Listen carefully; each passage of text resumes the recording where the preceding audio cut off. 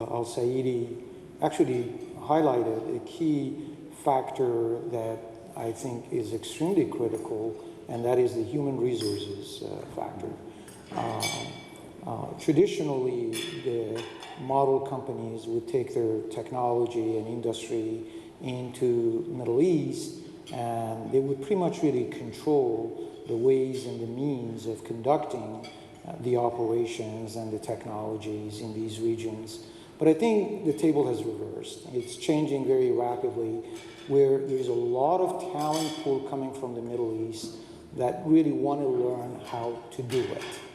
I'll give you a very good example in the Center of Excellence for Clinical Trials and Clinical Research that we have at the School of Medicine, West Virginia University.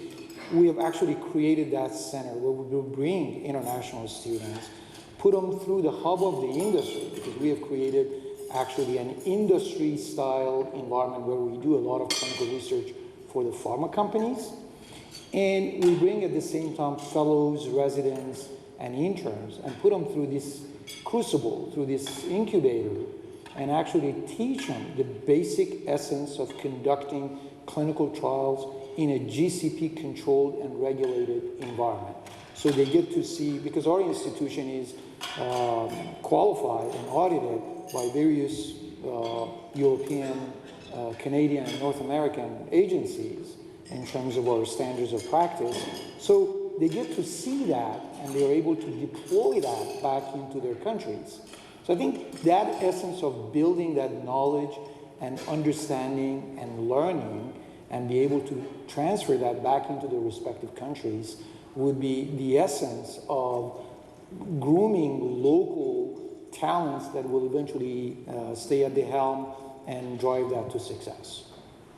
Thank you. Just maybe, further comment on when it comes to our own investment in clinical research. I was just looking at data about the cost of bringing an idea from preclinical even into the patient. According to the Tufts Center for Drug Development, the latest data that was published in November 2014, it cost almost $2.6 billion. That's correct.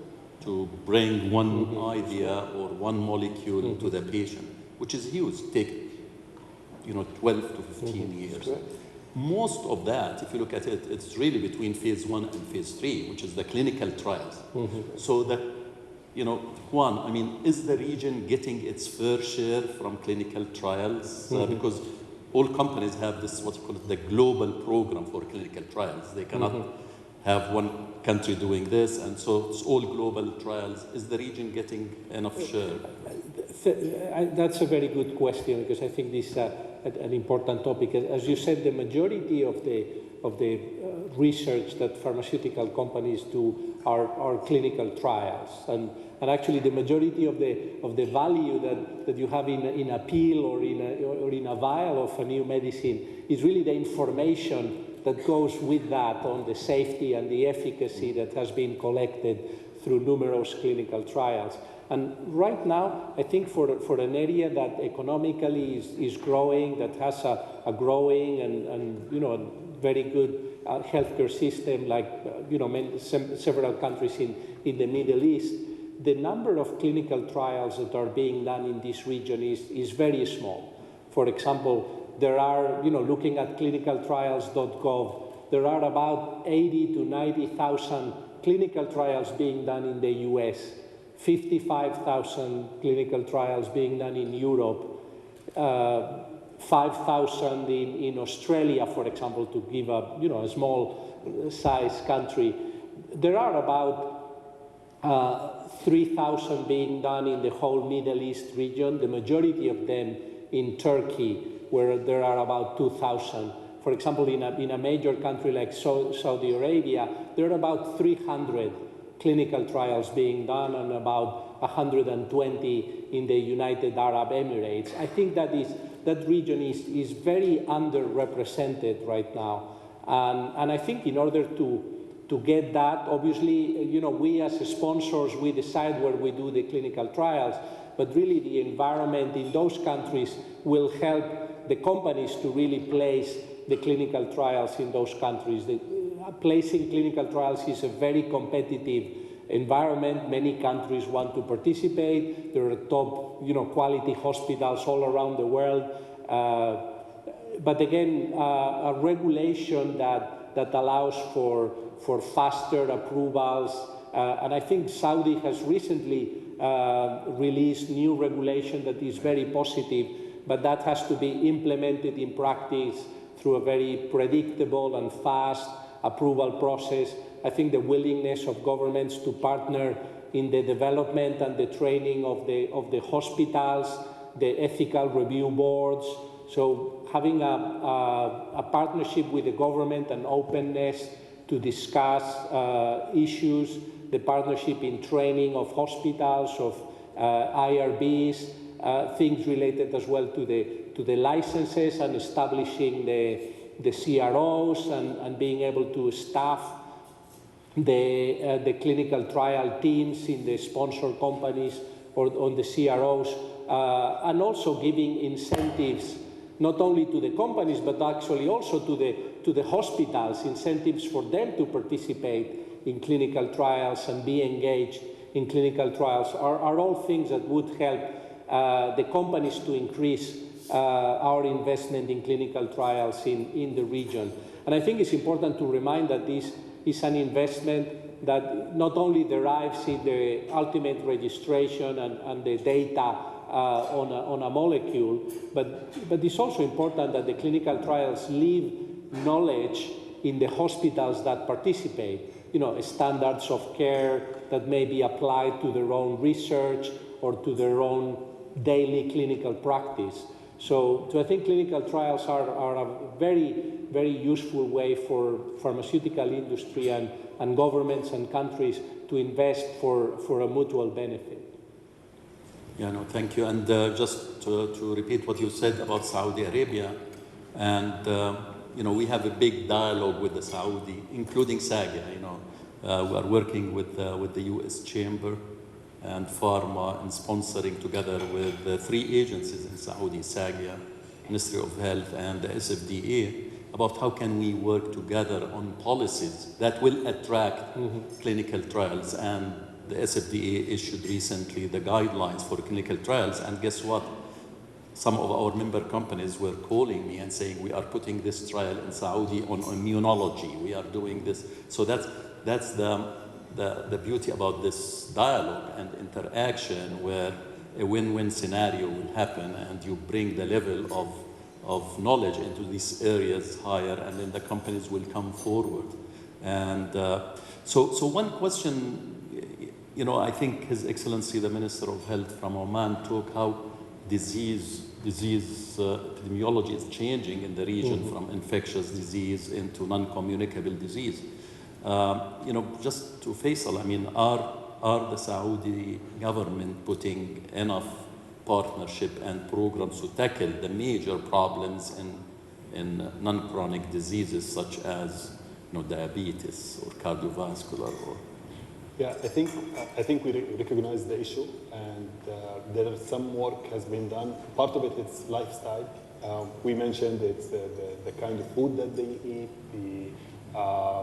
the lack of exercising due to the extreme weather conditions that we have. People don't walk as much.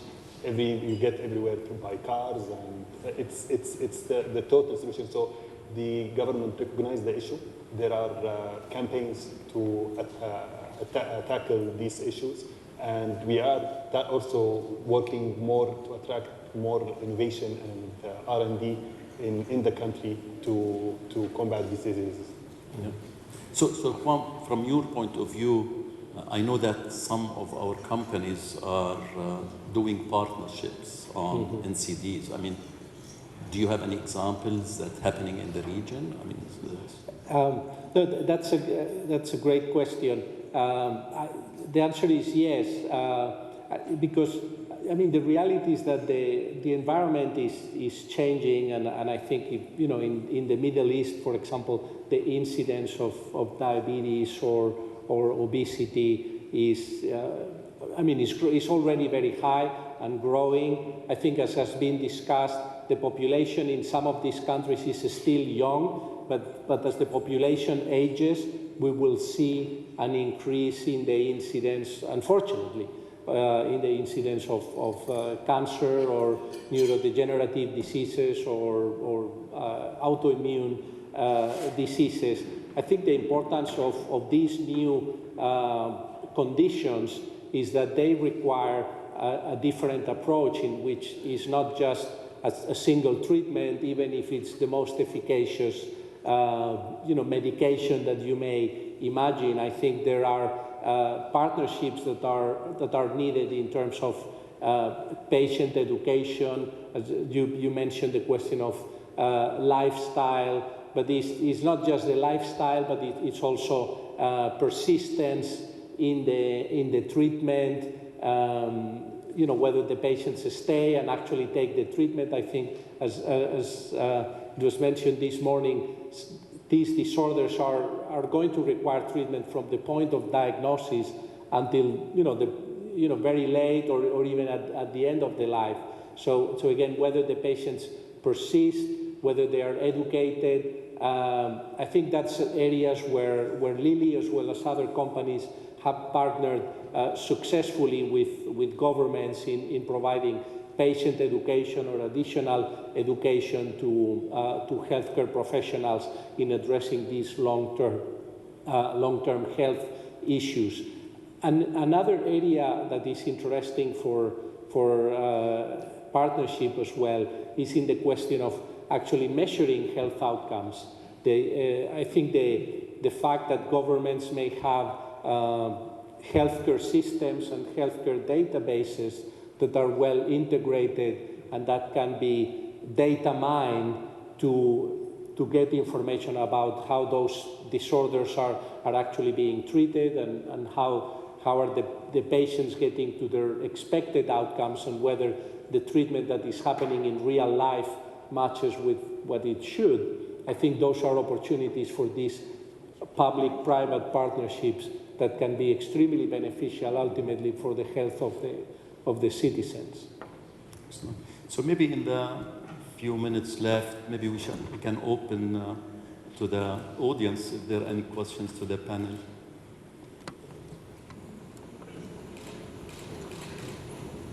So, yeah. Can you just say your name and affiliation? Sure. My name is Sarah Abdullah. I'm a resident at UPMC. I have a question for Mr. Faisal. A lot of our patients at UPMC are from Saudi Arabia, and how are you going to change mentality over there so that patients end up staying there for their care instead of going abroad as they do now in big numbers?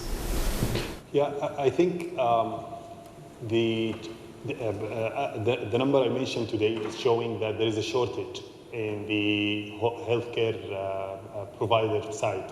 And lots of people, they don't want to wait until the time His Excellency mentioned today in Oman, when they go to the hospital, they find hundreds of people waiting. So you don't have 100 people waiting in hospitals today, but you might necessarily, if you have an issue, you're not going to see a doctor next week or in 2 weeks or 3 weeks' time.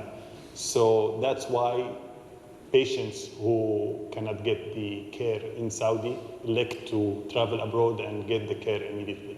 But as we expand, and this expansion see lights in the coming 5 years, hopefully you will see a decrease in those patients.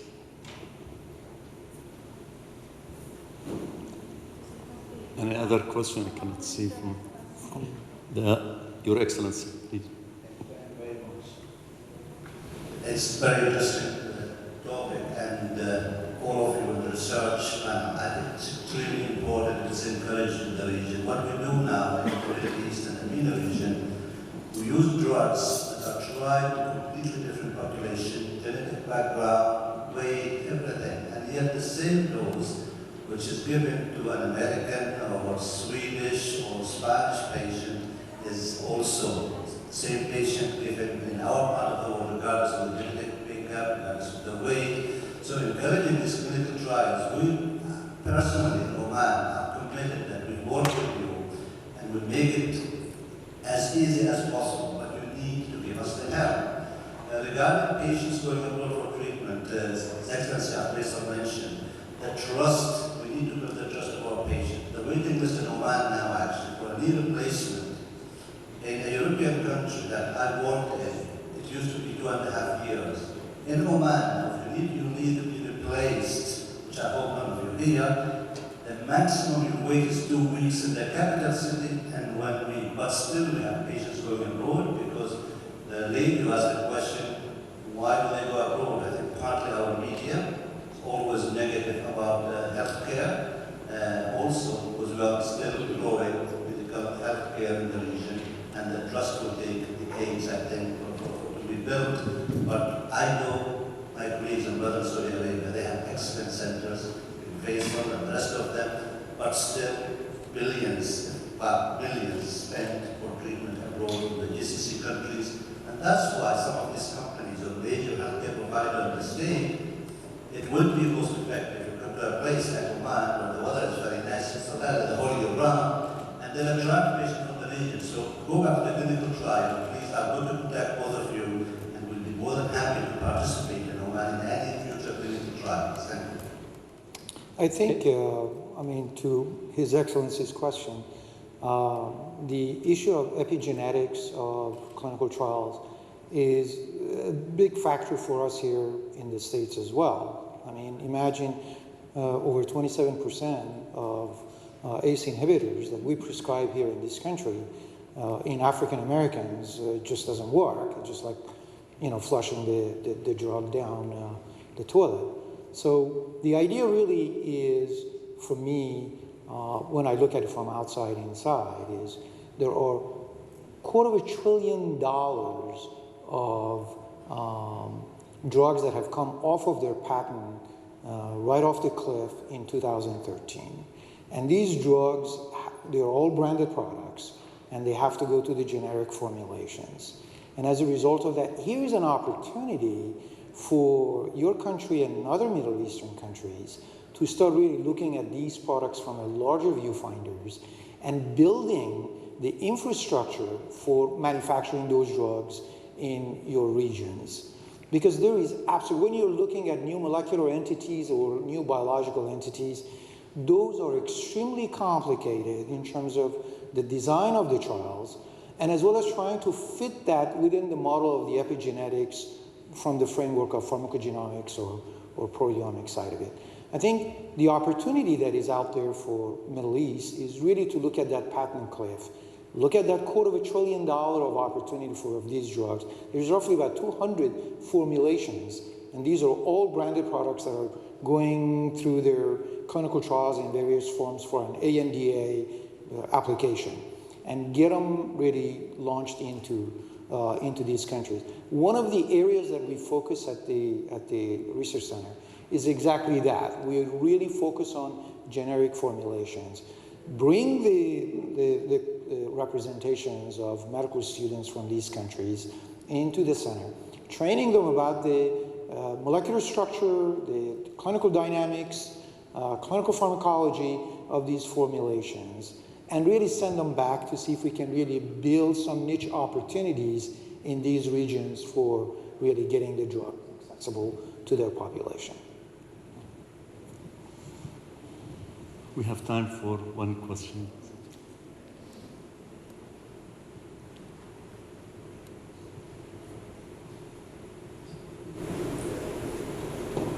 My name is Yusuf Ansara. I'm a business technical analyst at IMEI, and I'm also known as Yusuf Ansara.